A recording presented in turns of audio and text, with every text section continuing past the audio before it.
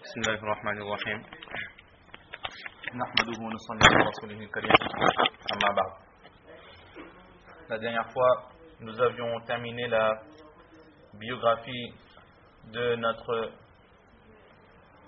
auteur, l'auteur de ce compilé de Bukhari Sharif, en l'occurrence la vie de l'imam Bukhari rahmatullah alayh.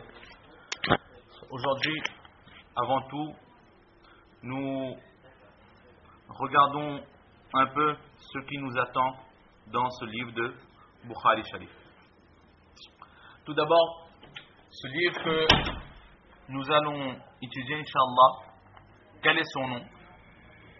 Il est connu sous le nom de Bukhari Sharif, étant l'œuvre de l'imam Bukhari rahmatullah alayh. Par rapport à cela, ce recueil de hadith est reconnu sous le nom de Bukhari Sharif.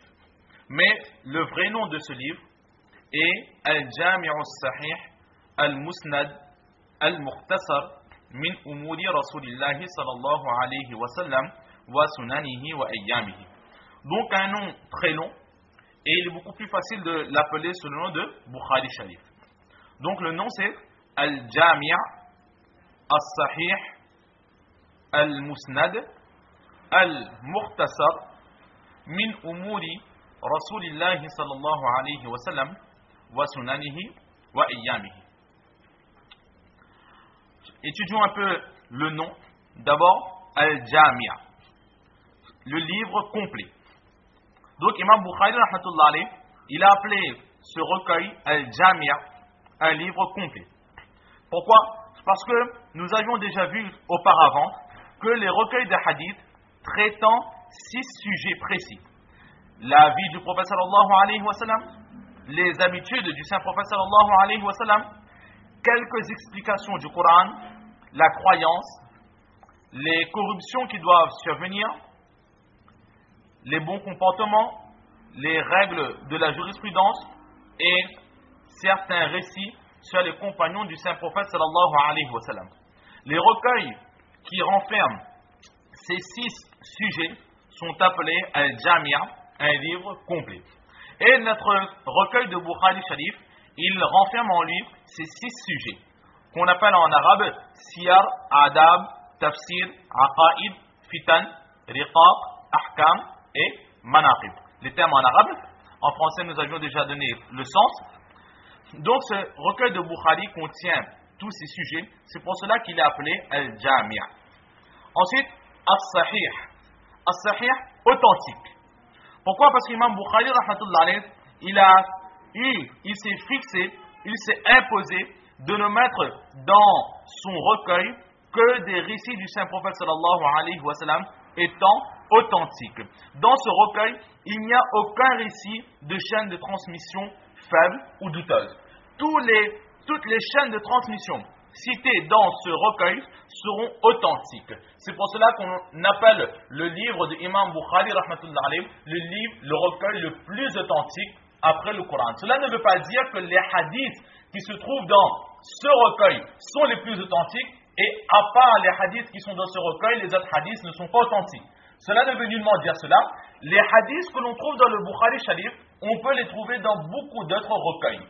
Cependant, toutes les chaînes de transmission sont, elles, authentiques.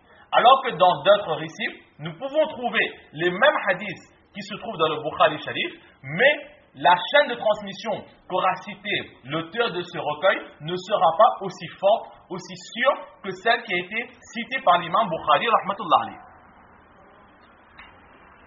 Ensuite donc, Al-Jami' al-Sahih, le livre complet, le livre authentique. Al-Musnad, Musnad, le livre dans lequel chaque narration remonte directement, sans aucun manquement, sans aucune coupure, jusqu'au saint prophète sallallahu alayhi wa sallam. Nous avons aussi déjà vu auparavant ce que signifiait Musnad. C'est qu'ici, dans ce sens-là que l'utilise Imam Bukhari rahmatullah alayh, un hadith qui remonte directement au saint prophète sallallahu alayhi wa sallam. Ensuite, Al-Mukhtasar. Ce livre, Imam Bukhari rahmatullah alayh nous précise que ce livre ne contient pas tous les hadiths authentiques, venant du Saint-Prophète sallallahu alayhi wa sallam. Ce recueil ne renferme pas tous les hadiths qui ont été dictés par le Saint-Prophète sallallahu alayhi wa sallam, mais ce n'est qu'un simple compilé. Ce n'est qu'un simple mélange.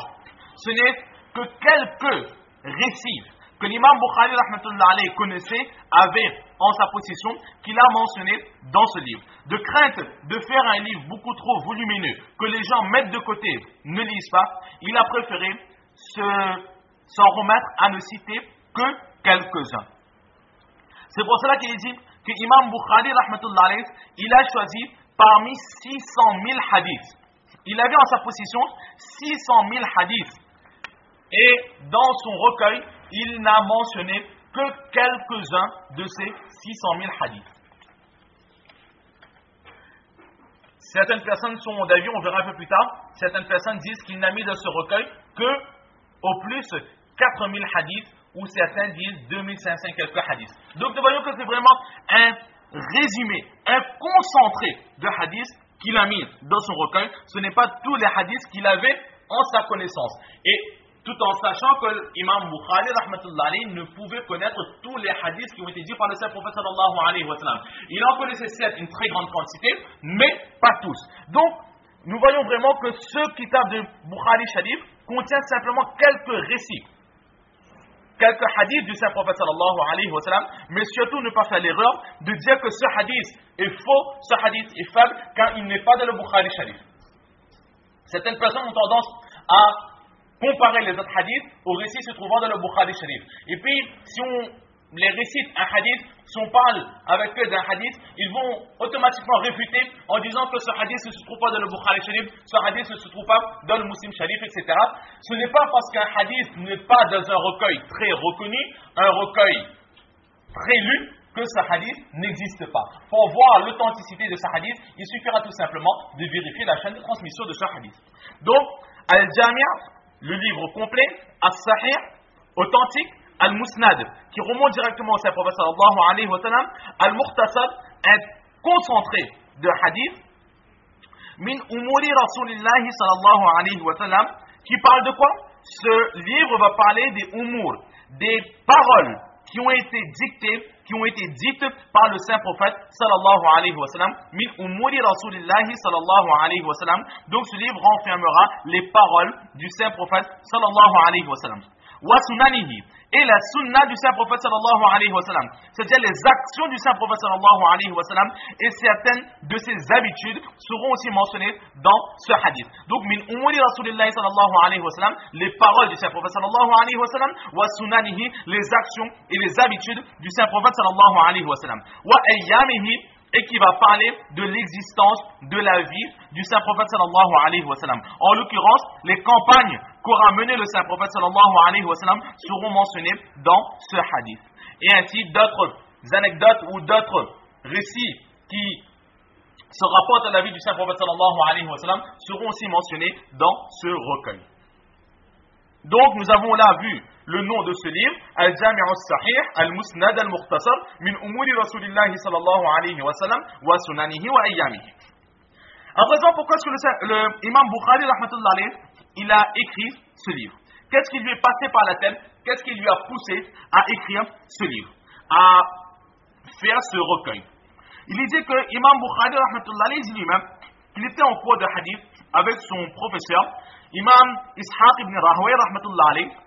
Et lorsque son professeur, Imam Ishaq ibn Rahway, rahmatullah alayhi, s'adresse à tous les élèves, il dit, si seulement vous vous efforciez de réunir les récits authentiques de la vie du Saint-Prophète sallallahu alayhi wa sallam, cela serait quelque chose de très bien. Imam Bukhari, rahmatullah alayhi, il a dit, depuis qu'il a entendu cette parole de son professeur, Imam Ishaq ibn Rahway, rahmatullah alayhi, dans son cœur, il a eu cette ferme intention qu'Inch'Allah, je ferai ce que mon professeur il nous a demandé de faire, je m'efforcerai d'écrire un recueil renfermant tous les récits authentiques ou une grande partie des récits authentiques du Saint-Prophète sallallahu alayhi wa sallam. Selon cette narration, il dit que ce sont certains compagnons, certains camarades de classe qui l'ont incité après avoir obtenu ce conseil de leur professeur, d'écrire cela. Ils ont dû dire à Imam Bukhari que tu es la personne la plus apte à le faire par rapport à ta connaissance des hadiths et ta mémoire. Donc, toujours est-il, sous le conseil de leur professeur, Imam Ishaq ibn Rahway, Imam Bukhari, il a écrit ce livre.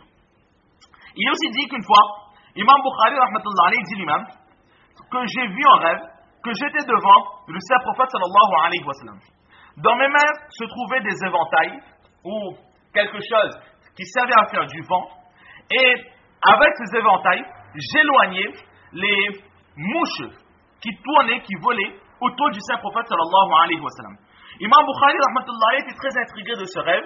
Il s'est renseigné sur l'interprétation de ce rêve, et on lui a dit que ce rêve que tu as vu, où tu éloignais les mouches qui volaient autour du saint prophète sallallahu alayhi wa sallam, signifie que tu nettoieras les récits qui sont rapportés par le saint prophète sallallahu alayhi wa sallam. C'est-à-dire que tu feras un tel travail que tu feras la différence, tu différencieras et tu mettras en évidence les récits authentiques et les mensonges, les hadiths qui ont été inventés, les faux hadiths. Donc tu feras la distinction et tu mettras en évidence pour tout le monde les hadiths authentiques des hadiths qui ont été inventés. Et nous voyons très bien que dans ce recueil de Bukhari Sharif, l'imam Bukhari, il s'est efforcé à ne mettre que des récits authentiques. Aussi, il est dit qu'à ce moment, lorsque l'imam Bukhari, il décide d'écrire son recueil, son livre, il y avait énormément de kitab de hadith qui existaient déjà, comme nous avions déjà expliqué auparavant, mais ces hadiths, ces recueils, renfermaient des hadiths authentiques, des hadiths corrects, mais il y avait aussi des hadiths de chaîne de transmission faibles. Alors il s'est dit qu'il serait temps d'écrire un recueil dans lequel il n'y aurait que des hadiths authentiques. Et c'est dans ce Bukhari Sharif que nous allons retrouver un compilé de hadiths authentiques du Saint-Prophète sallallahu alayhi wa sallam. Ne pas dire que tous les ouvrages de Imam Bukhari sont authentiques comme le Bukhari Sharif. Nous avons déjà vu qu'il avait écrit énormément de livres, comme le Adab al-Mufrad, etc., etc. Mais dans les autres livres, il peut y avoir des hadiths authentiques, comme des hadiths de chaîne de transmission un peu moins fortes qu'ailleurs. Mais dans ce Bukhari Sharif, il a fait l'intention de ne mettre que des hadiths de chaîne de transmission authentiques fortes. Il a dit qu'il a commencé à écrire son livre en l'an 17 de l'Hégire. Il était à ce moment âgé de 23 ans. En l'an 17 de l'Hégire, âgé de 23 ans, il débute son livre et il va le terminer 16 années plus tard, en l'an 233 de l'Hégire. Pourquoi 16 années pour écrire les hadiths? Il est dit que